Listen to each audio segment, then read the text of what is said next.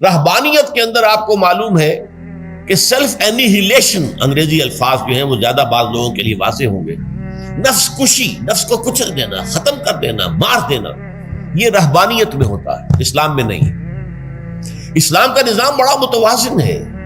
ان لنفسک علیک حقا وان لزوجک علیک حقا وان لزورک علیک حقا۔ حضور نے فرمایا دیکھو تمہارے نفس کا بھی تم پر حق ہے، اسے مناسب حد تک آرام دینا بھی تمہارے ذمے ہے، اسے غذا بہم پہنچانا بھی تمہارے ذمے ہے۔ فرق صرف کیا ہے؟ حلال سے ہو، حرام سے نہ ہو۔ اس کی شہوت کو پورا کرنا بھی تمہارے ذمے ہے۔ فرق صرف کیا ہے؟ جائز راستے سے ہو، حرام سے نہ ہو۔ اس کا نام ضبط نفس ہے، سیلف اینیہیلیشن، نفس کو کچل دینا۔ یہ جو تپسیاں جو ہیں ہندو سادھو کرتے رہے ہیں، اور جو سب سے زیادہ معاملہ جو ہے وہ جو راہب ہوتے تھے حضرت مسیح علیہ السلام کے پیروکاروں میں، انہوں نے تاریخ کے اندر جو مثالیں دی ہیں اس کا جو ہے اندازہ کرنا مشکل ہو جاتا ہے کہ کس درجے وہ لوگ اپنے نفس کو کچل دیتے ہیں، جس کا قرآن مجید میں سورہ حدید میں ذکر بھی ہے۔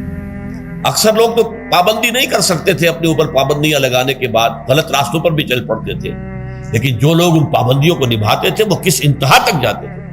کبھی آپ جو ہے ہسٹری آف کرسچن موناسٹسزم پر جو تاریخ کی کتابیں لکھی گئی ان کو پڑھیں تو اندازہ ہو۔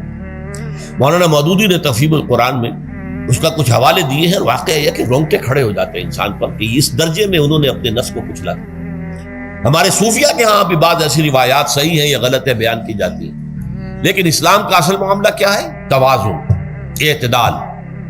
تمہارے نفس کا بھی تم پر حق ہے، ان لنفسک علیک حقا، تمہاری بیوی کا بھی تم پر حق ہے، وَإِنَّ لِزَوْجِكَ عَلَيْكَ حَقًّا، اور تمہارا جو بھی کوئی ملاقاتی آئے، کوئی دوست ہے، اس کا بھی زورک علیک حق، زیارت کرنے کے لیے کوئی آیا اس کا بھی حق ہے، ان کے حقوق ادا کرو۔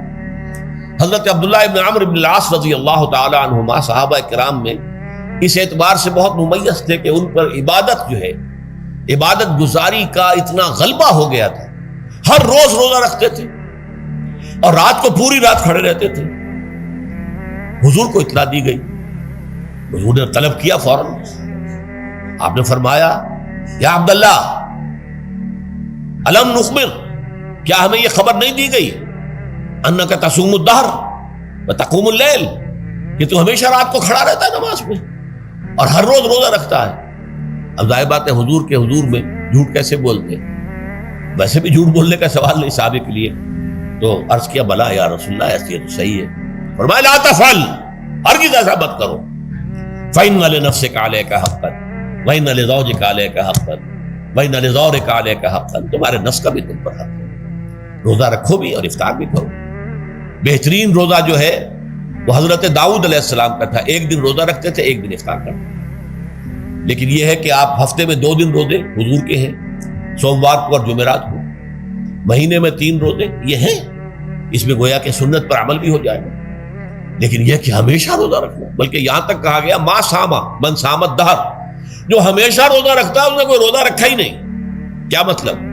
یہ تو اس نے اپنی ہیبٹس بدل لی، ہیبٹس ہو گئی ہیں یہ کہ سارا دن بھر نہیں کھانا، صبح کھانا، شام کو کھانا، بس یہ تو اس نے اپنی ہیبٹ بدل لی ہے، روزہ ہیبٹ بن گیا اس کا۔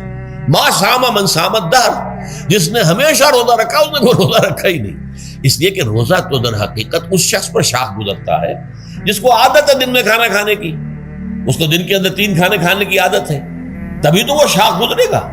اگر وہ عادت ہی آپ نے بدل لی ہے تو ظاہر بات ہے کہ پھر روزے کی جو برکت ہے وہ تو ظاہر نہیں ہوگی۔